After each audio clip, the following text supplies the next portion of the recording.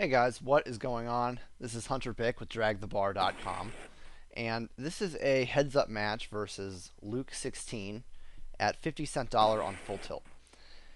This turned out to be a two-part video. This is going to be a two-part video, and the whole match took about an hour for me to play, and we played maybe 200 hands. I just played it. I just finished playing it 20 minutes ago, and I was one tabling this guy for the purposes of making this video, and it turned out pretty well. I'm really happy with the content I got, so I wanted to do the commentary right away to make it as good as I could make it. The focus of this video is largely stuff that is really important for people who are playing low stakes heads up or who want to get into heads up. And I played this match in a way that I would coach somebody who is looking to maybe transition from 6 max to heads up, or someone who is, still kind of new at it, but definitely not a heads up pro. So I definitely tried to play the match with that focus, and you'll see me do some things that are kind of on the loose side, but for the most part, I did not play this the way I applied my thought process, but I definitely played a little tighter style than I would normally play at maybe a higher level. And part of that is because of the competition, and part of that is because this is a video that is supposed to help people who are trying to get into heads up, especially those who are trying to transition from 6 max. And we're also going to see a lot of really cool spots where this guy polarizes his range so badly that we can really take advantage of that. So there's some pretty cool hand reading stuff in here too. So with that, let's get to it. Okay, so I'm opening Queen 8. Flop my Queen. My stats are going to pop up here in a minute. Sorry, they're not there already. So we fire our C-bet. And he folds. So nothing too special so far.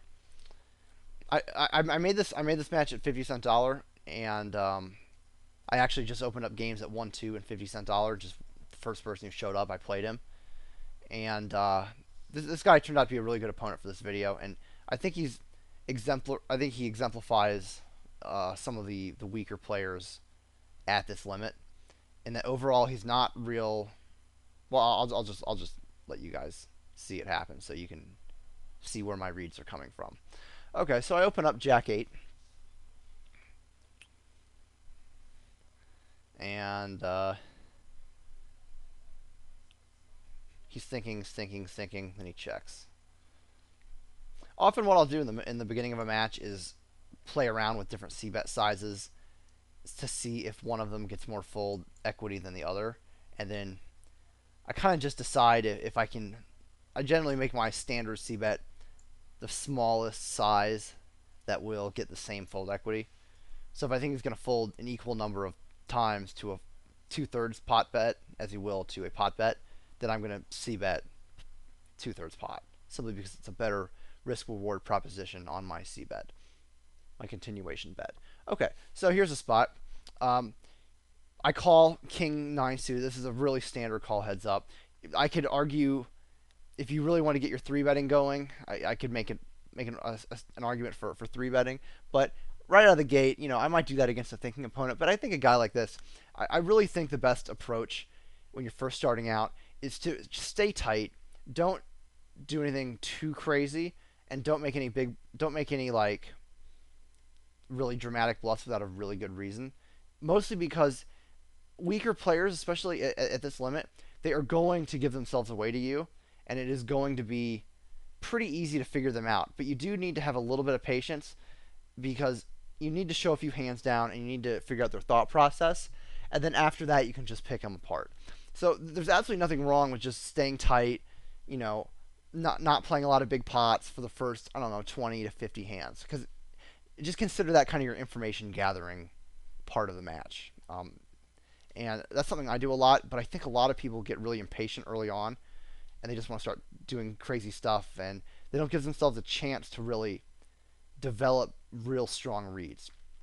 So that's kind of my general approach here. So, okay, so let's see what happens here. I think I check raise him right here, and I know the timing of this is kind of silly considering what I just said. However, I do have a good reason. The reason here is because he is c-betting this board, which can only help him if he has a queen, basically. And this is kind of a standard check raise bluff simply because the board is so dry and the match is so early that he is going to go away if he doesn't have a queen. He has no reason whatsoever at this point in the match to think that I'm bluffing him, and without a queen, he's just going to fold. So that's why I make it, and this is going to get a fold a tremendous amount of the time. He's never seen me before. The check raise looks strong, etc. So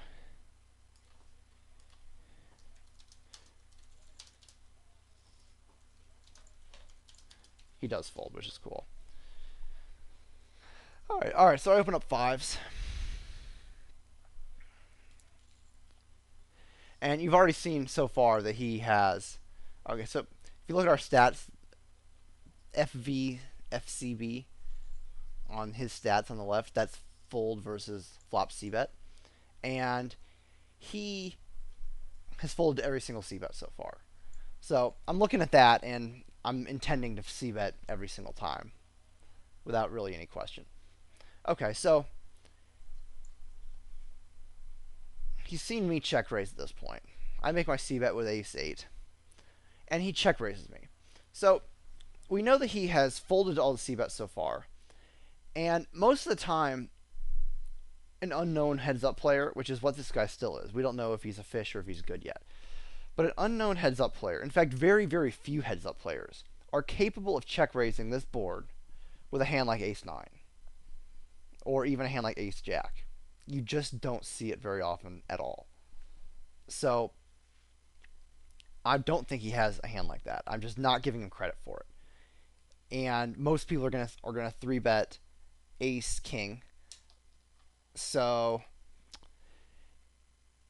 I can take that out. Most people will c-bet, will 3-bet ace-queen. So I just don't see him having any of these hands. It's just not really in his range. So that means he has a lot of flush draws, and he probably has some few bluffs. I did check raise him, and maybe he's just trying to play back at me.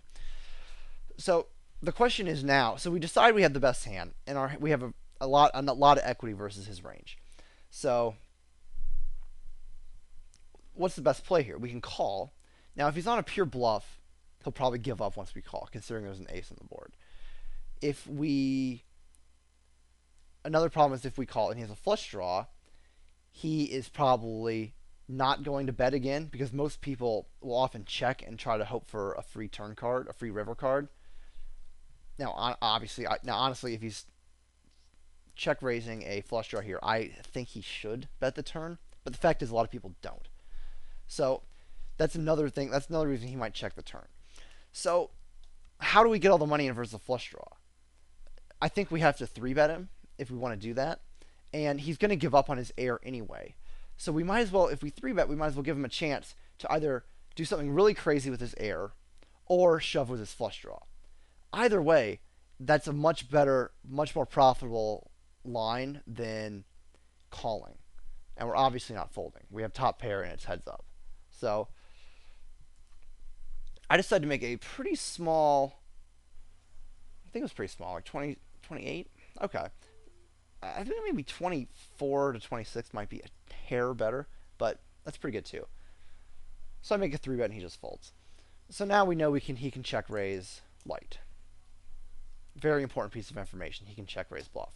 So at this point in the match, I'm thinking this guy is probably kind of loose and aggressive. Notice he is not rebought. That is a telltale sign that this guy is a weaker player, because good players rebuy. They have auto rebuy turned on, and they don't, they don't just let their stack dwindle until they go busto. So this guy, that's a huge tell, and right now I'm thinking he's probably kind of a laggy, spewy, weak player, and definitely a good guy to be playing heads up. So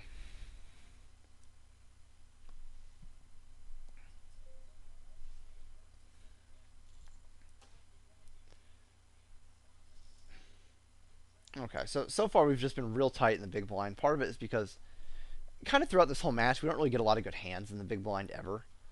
So we stay real tight in the big blind, but it's also just very very important. A lot of people will say, well, if you fold less than if you don't play if you play what do they say? If you play less than like 38, 39, 40% of your hands in the big blind, you're giving up money. Well, mathematically you can show that yes, you're giving up like a tiny bit of a big blind if you play tighter than that. But that's looking at it pre-flop in a vacuum. That's not counting the importance of post-flop play. And there are a lot of other variables that make that argument pretty worthless, in my opinion. So I don't like it. And I encourage my students to, and I encourage you guys to play whatever VPIP is appropriate for the match. Do not be thinking about, like, don't be looking at your VPIP and saying, oh, I'm too loose or I'm too tight. Just do whatever feels right based on what your opponent is doing. That is hands down the most important thing to be doing. So, for example, a hand like Ace-3 early in the match. He folds to me, but I would fold. I would fold if he had raised. The hand just is not going to play very well. And by that I mean, when an ace flops, I'm either going to lose a decent-sized pot when I'm out-kicked, or I'm not going to make anything because there's an ace out there and he can't beat top pair. So it's just a hand where you can win a small pot and lose a big one, and those are just spots you want to avoid. Those are the reverse implied odds situations you just don't want to deal with. So that's kind of a turbo fold. I would almost never play Ace-3 offsuit in the big blind against anybody. They'd have to be just a huge, huge fish for me to really want to get in there with that hand. And that applies pretty much all the way up to Ace-8 offsuit. Ace-8 is when you can kind of start messing around a little bit. Alright, so here's a spot where I didn't want to lead out at him, and I didn't want to check raise him because I think that this board's pretty connected. I think the fact that there's a few different open-ended straight draws, there's one flush draw. Jack 10 hits his pair range pretty decently. So I just didn't really feel the need to check raise. I just didn't think it's going to get the folds I want. So there are spots where you can check raise a gut shot, but I decided to just peel because I'd seen this guy be real loose so far. And so I kind of thought that between my queen and my 9, I thought that I had some implied odds. And, it is a little on the loose side. I think a fold is perfectly fine. In fact, it might even be a little bit better, especially if, you're a little bit new to heads up. Another thing we're going to see throughout this video is when you do play a speculative hand in the big blind, it's important to be open-minded about making moves with it post-flop, because that's how you increase the profitability of your play. It's like if you play out of the big blind and then your fit or fold, that is just not going to work heads up. You are going to lose a substantial amount of money doing that from the big blind. So it's really, really important to not do that. And so it's really important to, keep an open mind about check raise bluffing, leading out on, some ace high boards, things like that are going to win you the pot when you miss. Okay, so at this point, considering this guy is still folding 75% of the time to my c-bets, I'm going to be opening every single button simply because it's so profitable for me to c-bet. I mean, this is just free money at this point. So, this is definitely, there are a lot of guys you just can't play every button against. They are going to 3-bet you a lot, or they're going to check raise the flop a lot. You just have to slow it down, and they just force you into tightening up a little bit. This guy is not one of them, so I would play absolutely every single button against him. Okay, so ace 7-3, super dry. Once he check calls here, I'm putting him squarely on an ace. I think there's no draw. I think it's possible he could have a 7, but if he does have a 7, so I'm going to check the turn back because I think he has an ace a lot. And I think that if he does have a 7, I think he'll check the river, whereas he'll bet. If I check back the turn, I can see what he does in the river. He'll either bet an ace or check a 7, and if he checks, that means I can bluff, or if he bets, I can just fold. So that's my game plan. And I do river a king, but I mean, it's so meaningless. It doesn't really do anything for me. So he bets, and I just insta fold. I'm not. I think calling those would be really sloppy. It's really important to stay with our read, and I think that was a strong game plan for that hand. It just kind of goes back to what I said at the very beginning. Most all but the best heads up opponents will not check raise top pair middle kicker or even top pair good kicker. They just don't do it. They check and call. So once he checks and calls there, he just is an ace so often that I just don't want to put any more money into it. Okay, so here's a kind of interesting spot.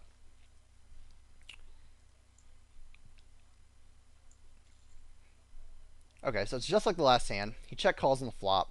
But now, I definitely think he can have a 9, and there are definitely some worse aces. This is the kind of guy who I think is going to be playing every ace. In other words, simply because he's not that good. Most people play too many aces in the big blind anyway, but a lot of people just play every single ace. So I think we can get value from ace 2, ace 3, ace 6, ace 7. I still think he hasn't 3-bet me. He's only 3-bet me once. So I still think he's going to 3-bet, ace king, ace queen. Maybe not ace queen, but definitely ace king. So there's only really a few aces that beat me.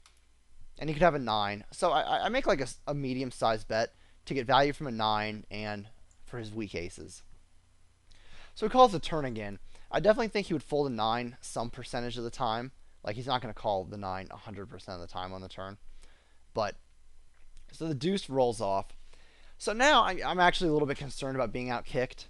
I think it's definitely a possibility. So what I do, I decide to bet, I think I bet 10 or 12. So I bet $12. And the reason for this bet is because if he got to the river with a 9, I think he can still, now he's going to be able to call it. Whereas if I bet bigger, he's going to fold it. So this bet is intended to open up his calling range and expand the number of hands I can get value from. My hand at this point, after the way this went down, is definitely marginal, but I definitely think I can still get some value from a handful of, a decent number of hands from him, actually, with a bet this size. I think if I bet bigger, I'm going to kind of value own myself by folding out all the hands that I beat. So I don't want to do that. So basically, I'm betting small to make sure there's some hands left in his range I can get value from. But he calls pretty quick, and he shows up with ace 10. So that's fine. That's going to happen. But it's really important to... You definitely need to be looking for spots to squeeze value out of people like this. And small bets on the river like that, it can be a really, really great way to do it. So I throw a note on him. My notes for heads up and 6 max are pretty much the same. Generally just describe what went down, because I trust myself, to interpret what that means later. I generally don't spell out, he's passive or he's aggressive or he's tricky, because that really doesn't mean a whole lot. But if I write down how he played a hand, I think that just there's a lot more information in not a lot of writing. So I just think it's a better way to do it. Well, that's just how I've always done it. I'm sure there are a lot of good ways to do it, but that's just my approach. All right, again, so yeah, we're not looking to really... As you can see, my big blind VPIP is only 18. It's been really, really tight. I haven't 3-bet him yet, which I think is fine. I haven't really had a hand to 3-bet him with, honestly. I had that king jack, but he folded to me. And I've had maybe one other hand in the big blind that I could have 3-bet, but he folded that one. So haven't really seen a hand I really have wanted to 3-bet. So it's not like you have to immediately start 3-betting just for the sake of 3-betting. I like my first 3-bet to be something decent. A hand like king jack suited or king queen offsuit, something decent, So I don't want to 3-bet a suited connector and then be in a big pot out of position readless with like middle pair or bottom pair. It's just a very difficult situation, and I just don't see a lot of reason to put yourself in it early on when you don't have a real strong read of your opponent. So I like to have a little something before I 3-bet. Now, if I know who the guy is and maybe I know his reputation or I've seen him playing, then it's a totally different story because I'm not readless at that point, and then I'll do whatever whatever I think is right. So raise ace king, hit our ace, make my standard c bet. He like snap calls. So when he calls that fast, I think that's a really important piece of information. So when I see that, I think I can bet pretty big on the turn. I go almost full pot, just because I don't think he's folding a flush draw. He's never folding an ace. I don't know what else he snap calls the flop with that he folds to the turn like that, but he does. So I thought that was kind of strange. I wasn't really sure what he had. Maybe something like Jack 10. He was trying to hit, or King Jack. He was trying to hit a gut shot. That's pretty much all I can come up with there. Maybe a queen. I don't know, but he does fold, which was unfortunate.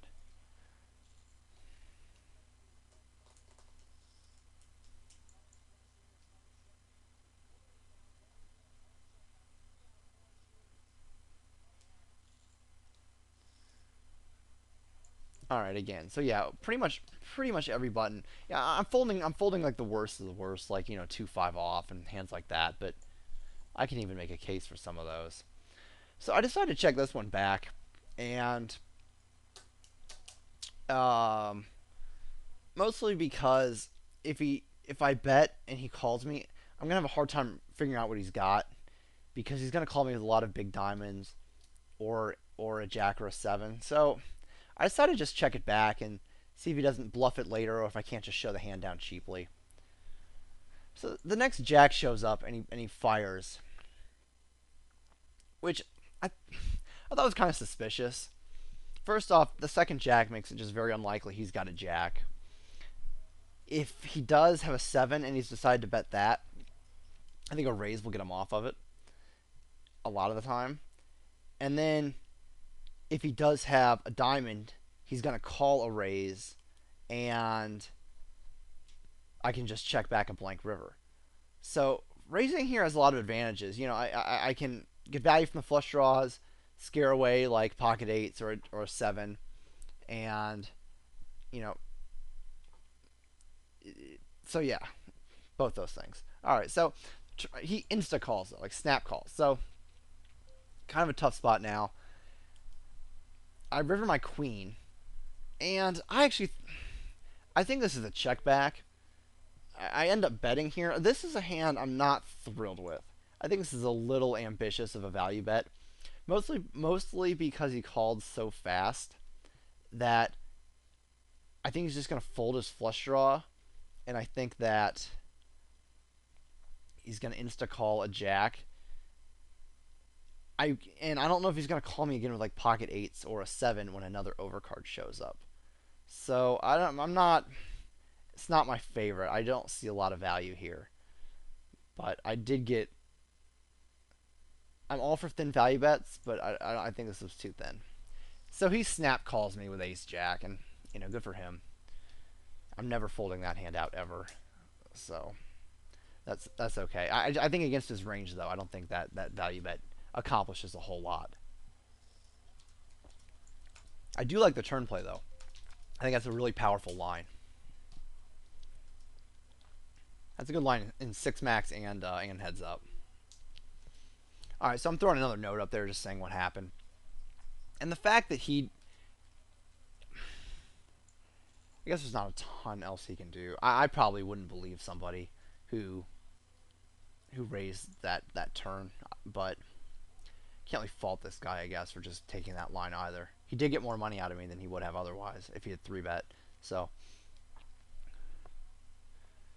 okay, so another strong hand. Make our 3-bet. My 3-bets are always a couple big blinds bigger than pot. And he folds. So that was my first 3-bet, and he folded to it. We don't learn a whole lot there, but in general, this guy seems like he's playing pretty fit or fold poker. Alright, so now he turns around and 3-bets me. But it seems like he's playing pretty fit or fold. You've noticed his aggression. We're 50 hands in. His aggression is not high by any means. He's folding to 60% of my c-bets. He just doesn't seem like the kind of guy who's going to be looking to fold to a lot of 3-bets. He seems like a guy who's going to be seeing a lot of flops and then taking it from there. So that means I do want to have some decent hand strength when I 3-bet him. All right, so yeah, I fold the queen nine. The hand doesn't suited. Maybe I'd play maybe, but it faces domination issues. It's a tough one to play. Queen 10's a little bit different story, but queen nine's pretty trashy against a 3-bet, especially if against a guy who hasn't really 3-bet a whole lot.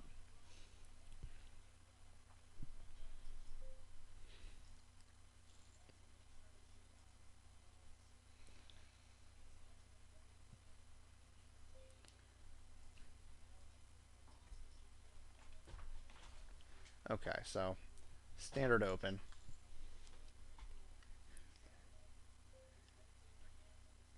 Standard c-bet. Nothing too special about this hand. Pretty sure just folded right here. Yeah. So against a guy who folds to so many 3-bets, you know, it's important to think about what he does on the turn. So far, I've double barreled him a couple times, and we've seen him fold to a couple double barrels. His fold versus 2 barrels 50. So it kind of means that when we're bluffing, we can usually get him off of something before the river, which is really good. And that essentially means that we need to generally stay very aggressive even when we miss the board. And it's one more reason why we should be opening pretty much every single button. Because this guy is he's looking at his cards and he's seeing if they match the board. It is pretty much what it appears that this guy's up to at this point. So at this point in the match, from what we've seen, I'm thinking this guy's pretty straightforward, and that I'm not he's really not going to be. We may not have to think too hard, but I think that's probably I think that's what I was thinking at this point. So I make my bet with my hearts, and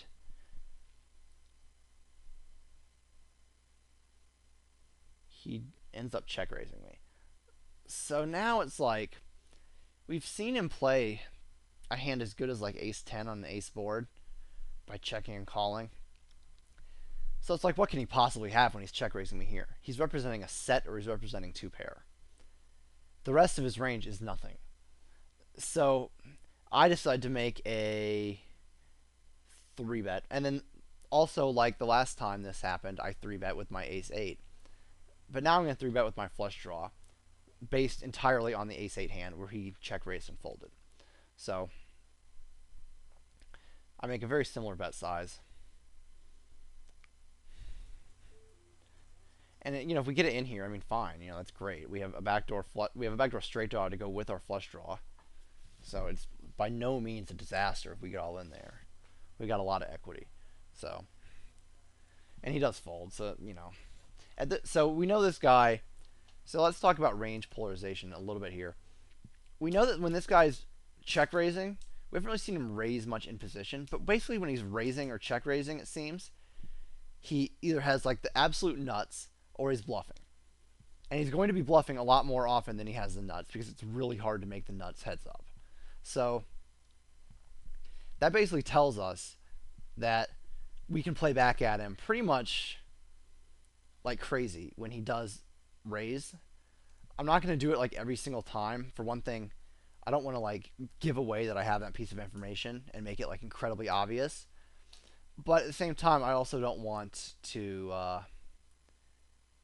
I'm not going to be folding all that often either, because he's making these bets that are completely inconsistent with how we know he's played a big hand. And that kind of goes back to like getting to showdown. You want to get to showdown early and heads up. And him showing down that ace 10 hand was just so important. So we just learned a lot about him from that one hand. All right, so now that I've seen that his check raises are all air and that he can make moves, what I'm thinking is now, what's he 3-betting me with? He's probably 3-betting me with a bunch of crap. So I decide to float here, and this is like a pretty loose peel, but it's not standard by any means, but I think it's more of just a float. It's like a speculative float. We have a suited king, and we can make some hands with it. And basically, we just want to try to show down a hand that he 3-bet and or just take the pot from him. Because if he's 3-betting me light, then we need to punish him for it. So you kind of just have to feel it out occasionally. And he has 3-bet me a lot in the last like 10 or 15 hands. So he checks to me on this board, and if I gotta think there's a lot of overcards in his range, considering his board is 7 high. So I decided to bet out.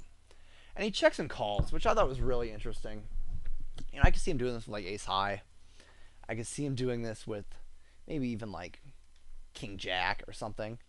The bottom line is his overcards beat mine like a lot of the time, and we can rule out any kind of pair. So when this 3 rolls off and he checks it again, it's like I think this is like a really standard bluff. I mean, I think we're gonna get him off of everything here. The board's scary. I bet the flop. I can credibly have a 5. So I decide to bet it. It's just real bluffy. Excuse me. It's just a real drawy board, and there's a 4 straight. A guy like this, I think this is kind of a no-brainer bet. But then he shoves all in on me, and now I'm like, what on earth is going on here? I mean, it's hard to think he would play like a big pair this way, although maybe he would. He very well could have a 5 himself. So obviously I can't call. I can't do anything with fold. But so now I'm fairly confused, and this is I was not expecting this. I was expecting a fold like a ton. So when I see this, now I'm thinking like, all right, maybe this guy can mix it up. This is kind of out of left field right here, seeing this happen. So I'm folding. I didn't fold instantly. I fold pretty quick. And then he shows me 6-9, and I'm like, you've got to be kidding me with that. So he's 3-betting 6-9 and all this other God knows what else. I think that line, I don't even know what to think about that line. I mean, it's just very, very strange. I don't know what his thought process his thought process is there. He can't be value betting. And I don't think he's like aware of the concept, when you turn your hand into a bluff.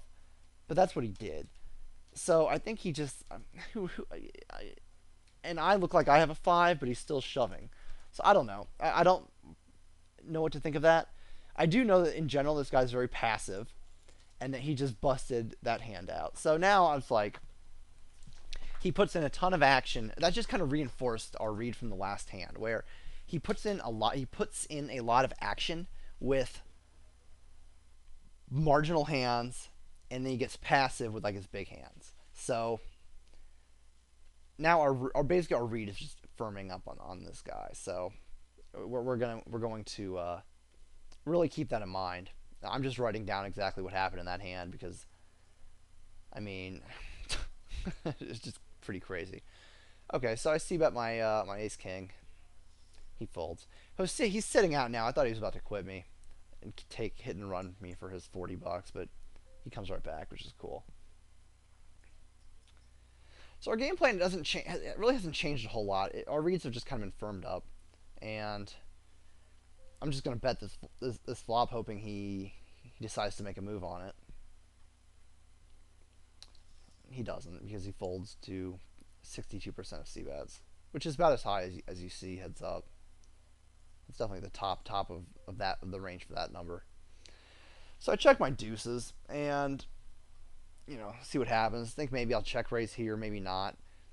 When he checks back, this is just open season for bluffing. I think you just have to bluff here. I think this hand. I think it's better to bluff than it is to check and call, because you're not going to know what a good river card is and what isn't if it goes check on the turn, and then you're just going to have to play a guessing game. So I just really prefer just bluffing with it and taking it down right there. Okay, so I fire, fold. I mean, you guys can see how profitable it is when somebody plays 66% of their hands in the big blind, and then checks and folds 2/3 of the time. I mean, it's just bleeding money. So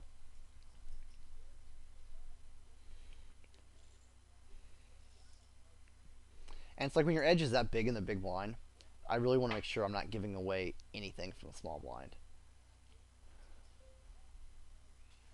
because there's just no reason for it. I mean, a very tight, small, excuse me, what did I say?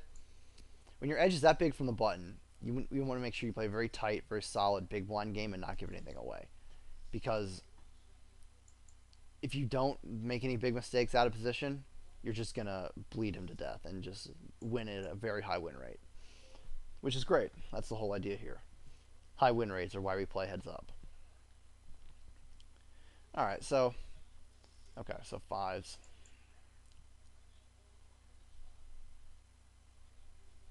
Okay, so I haven't really. I've only three bet him a couple times. He folded, and I am aware that I have not three bet at all. Really, I've three bet one hand in 60. So this is a pretty decent opportunity to get another three bet in. I do want to have some three betting in should I get a big hand, and we are starting to get a little bit deep, so it's all the more important. And suited kings I like to three bet heads up because for one thing you can flop a king and often it's going to be good because you don't have the kicker problems that you'll have in no limit, or excuse me, in six max.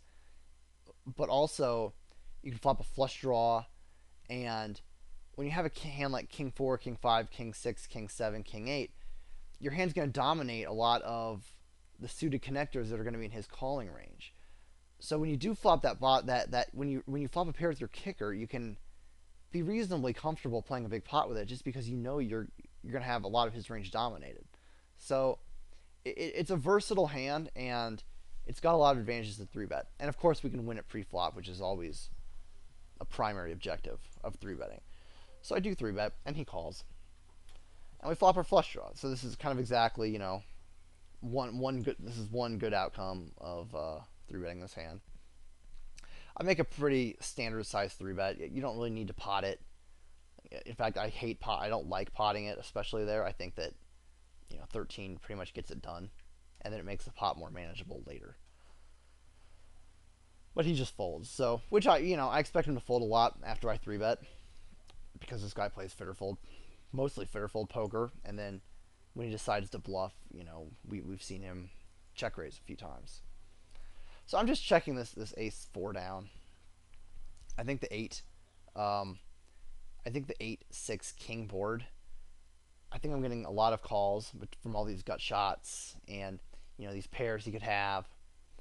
One option would be to double barrel him, but I do have showdown value, and I was actually planning on betting this river to get him off of one of these 8 or 6 cards, or maybe even 10 once the queen shows up. But I decided just he fires out, I just fold. And he shows up with 5-7. It's like, all right, congratulations. You have the one hand that. The other thing about his river bet that's very obvious, especially now that we've seen his hand, is that it's a polarizing bet. He either has top pair or he has nothing. I haven't really seen him. We haven't shown a ton of hands down yet, so I don't mind just folding there. I do like how he's shown us both of his bluffs, though. I mean, this guy is just giving us information, and he's really pumping up our edge. So, always good to see. But I think that's pretty standard with the ace. I mean, it's good to show hands down early, so I was just trying to take that one to showdown. And I essentially did, considering he showed me his hand, so it worked out pretty well. Didn't have to put the money in, and I got the information. Okay, so I see him. I just checked his c-bet stat, which is 50, and he doesn't c-bet a whole lot. So I decided to just fire out here, try to get something for my queen 8, and he just folds. So I mean, just pounding on this guy is going to win the money.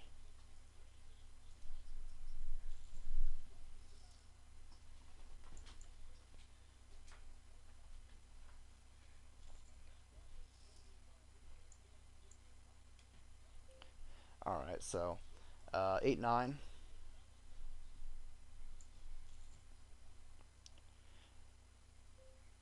And I decided to just c-bet here. I think there's flush draws, some other stuff that he could very well just check call me with.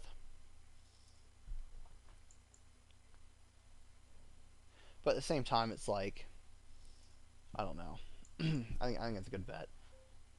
It's not the kind of board where I want to check into the river and then call a bet, like in that last hand. just because again I'm not gonna have really any real information to go on, like if the flush gets there or something.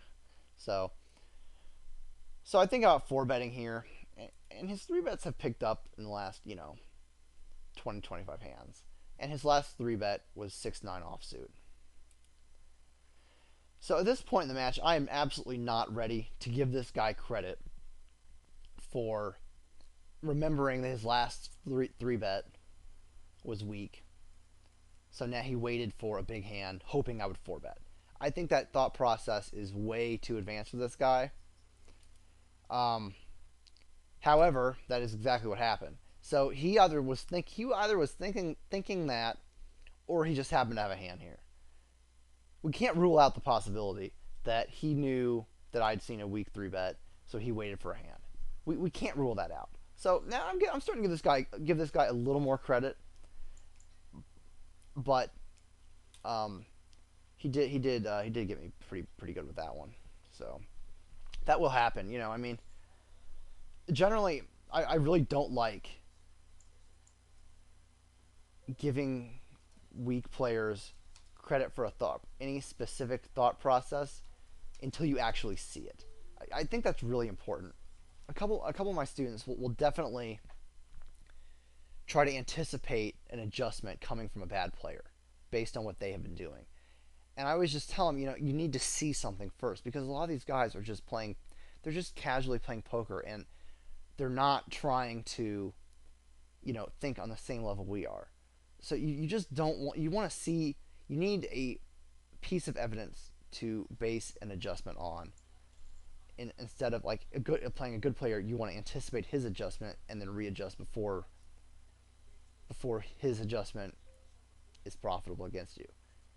So it's like a leveling war. But against a guy like this, I don't do it. Yeah. So by the way, I just made a very tiny value bet with my jacks and got a call from the 10. But anyway, as I was saying, now that I've seen that, so basically after seeing that guy jam over my 4-bet, now I have a piece of evidence to go from. So this guy is thinking about past hands, and he is working with that. So it's something to keep in mind. It definitely it definitely elevated my opinion of his thought process for sure. Okay, so I think this is kind of a mandatory double barrel here. I think that he's going to peel the flop real light. There are a lot of gut shots. He could peel with an 8. He could peel with a jack. I think I have to double barrel here. Got my 10, got my ace, got my king. This one's mandatory. I'm going to fold out a lot of his flop calling range, all of which beats me. And I have a ton of outs. It's pretty hard to put money in bad on the turn when you have a big draw. Because between your implied odds and your direct odds of hitting your draw, it's just very hard for that to be a bad idea. Then you throw in the fold equity, it usually pushes it into a plus EV bet. Okay, so the old 5-6. A board like this is just an insta check fold. Not even going to touch it. Just way too connected, hits way too many of his hands. And then he c-bets for the first time in what seems like forever. So I'm definitely not even thinking about it. So at this point in the match, we're 80 hands in. He's up on me, I don't know, 40% of a buy-in, 35 big blinds. You don't really want... You definitely just stay patient. I mean, we have a lot of information. I feel like our edge on this guy is huge. And, the deck hasn't broken exactly our way. We did get caught 4-bet bluffing. And there's just really no need to really do anything too different. I think at this point you just stick with your game plan and just keep doing what you're doing. And eventually it's going to, especially in this situation, it's definitely going to come back our way. So that's kind of what I'm thinking here. And it's just, I don't really see a reason to change the way I'm playing right now. The c-bets are paying the bills at this point in the match. So, let's just look for some spots and just see what happens. But I think a lot of people will definitely get frustrated And I used to too when I was, the first few months I was playing heads up. It's easy to get frustrated when you're playing a guy you know is an inferior player, and he's beating you. But that's just heads up. I mean, any heads up player. I mean, heads up players lose to huge fish all the time. I've lost so much money to some of the biggest fish I've ever encountered in poker. You just wouldn't even believe it. But that's just how it goes. So don't even like sweat it. It's just another day. But it is important. But the key to you know, avoiding that sort of thing, or key to avoiding frustration or losing a few buy-ins to a fish who's probably just going to quit you after that anyway, is just stay patient and just just remember that you have an edge and you just need a few cards to go your way, and then you're gonna win. So this is the first time he donked out at me, and I thought this was interesting. Generally, the first time someone leads into me, they just really don't have it very often, and I find that just in a vacuum, raising the first donk bet just works real well. So I I raise him, and I got my gut shot and my backdoor flush draw. Those are important. So I have 5.5 outs here, which is pretty solid, especially considering I think I have a lot of fold equity on the flop. But he doesn't fold. He calls. So now it's like I don't know what he has, but I'm not putting another dime into this pot. That's all there is really to it. I think he has something decent. So I check back the turn.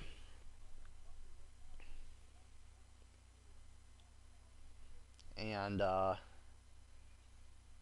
he bets 25 here, 30, 20, 26, yeah. So I just fold. I mean, obviously there's no other play.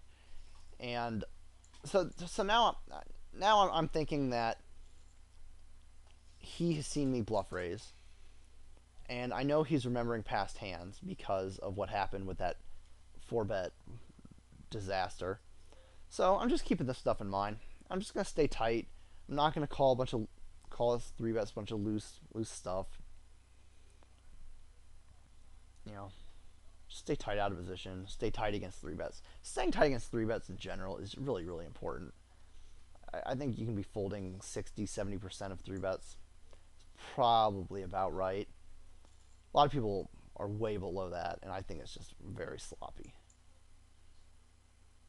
Especially in no limit, where someone can just shove on you and then take away your ability to bluff him. So anyway, all right. So I open up 9-10.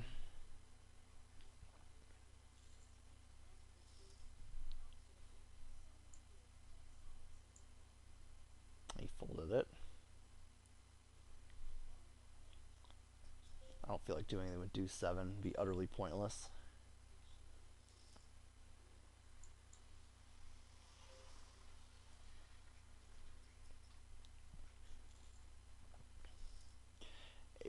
Look, if you look at his stats right now, he's playing a 60 VPIP. His VPIP in the small blind is 56. His VPIP in the big blind is 63. And then he folds to 2/3 of his C bets. So he's playing more hands in the big blind than he is on the button. Like, I cannot even tell you what a tragedy that is and how much that will cost this guy in the long run. I mean, that is just so unprofitable. So another board that was very dry, and I didn't really feel like making. I didn't really want to make a move at it. I just didn't think it was going to have a super high success rate.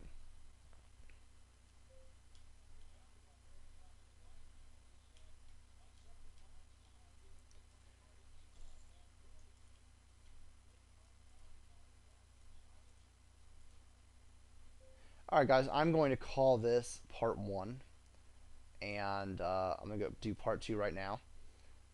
So thanks for watching, and check out part 2 when you get a chance.